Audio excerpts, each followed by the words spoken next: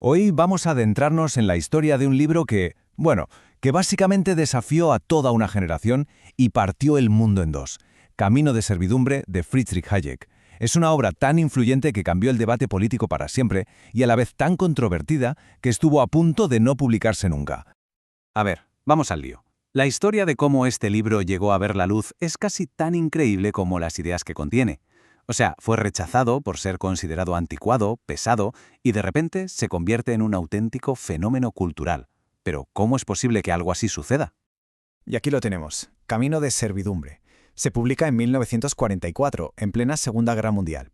Pero ojo, no era un libro sobre la guerra, sino más bien una advertencia muy seria sobre el tipo de mundo que podían hacer de sus cenizas.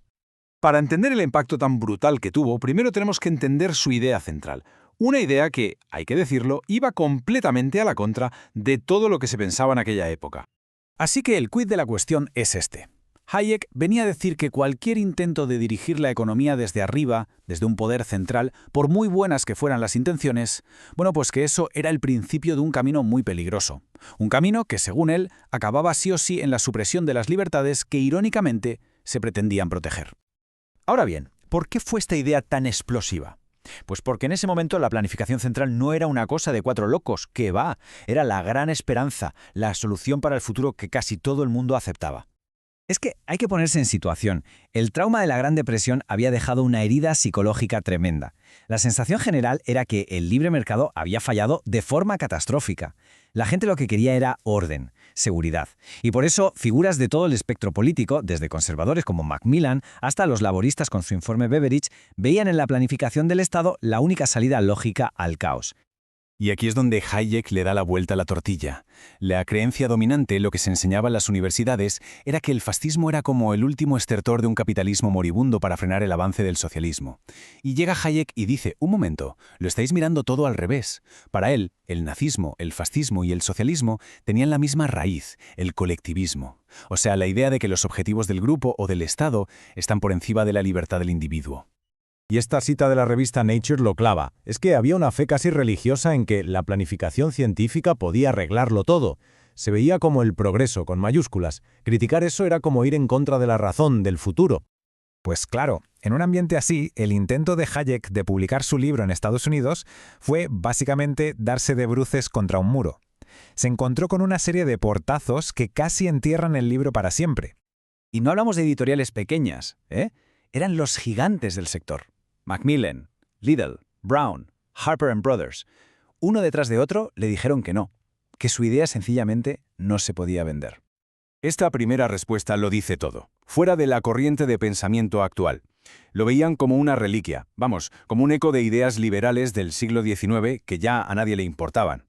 Y esta otra es todavía más directa, más dura. No solo es que las ideas estuvieran pasadas de moda, es que encima consideraban que el libro estaba mal escrito, que era denso, un tostón, el futuro del manuscrito pintaba muy negro. Pero entonces, contra todo pronóstico, cuando ya todo parecía perdido, el manuscrito rechazado encontró un hogar, y la cosa explotó. A ver, vamos a ver cómo se fue cociendo este éxito tan improbable. Primero, una editorial universitaria, la de Chicago, que decide arriesgarse. Después, una crítica increíblemente positiva en el New York Times, que le da una visibilidad brutal.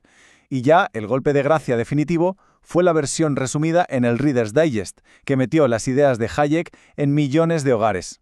Y las cifras son una locura. Solo la University of Chicago Press vendió más de 350.000 copias. Para un libro académico que habían tachado de invendible, es que era algo que no se había visto nunca. Por supuesto, un éxito de este calibre no llegó sin una polémica gigantesca. El libro dividió por completo al mundo intelectual y político. Y esa división, la verdad, sigue muy presente hoy en día. Y esto lo ilustra a la perfección. Por un lado, tienes a John Maynard Keynes, que era su gran rival intelectual, diciendo que es un gran libro. Y por el otro, a Hermann Feiner, que lo describe como un ataque directo a la democracia. No había término medio. O se amaba o se odiaba con todas las fuerzas. Pero incluso Keynes, en medio de su elogio, le lanzó la pregunta clave, el desafío más inteligente al argumento de Hayek. Vale, si aceptamos que el Estado tiene que hacer algo, ¿cómo evitamos que acabe queriendo hacerlo todo? ¿Dónde está el límite? ¿Dónde se pinta la raya? Y esta analogía del genio de la lámpara es potentísima. Lo que sugiere es que una vez que aceptas el principio de que el Estado puede intervenir en la economía, ya no hay un punto lógico donde parar. Cada nueva intervención abre la puerta de la siguiente, en una especie de pendiente resbaladiza que lleva hacia el control total. Y esa es la gran pregunta que nos deja este libro, 80 años más tarde. En nuestro mundo, un mundo lleno de regulaciones, de estados del bienestar, de bancos centrales, la advertencia de Hayek sobre esa pendiente resbaladiza sigue resonando con mucha fuerza. La cuestión de dónde y sobre todo si es posible trazar esa línea, bueno, pues sigue totalmente abierta.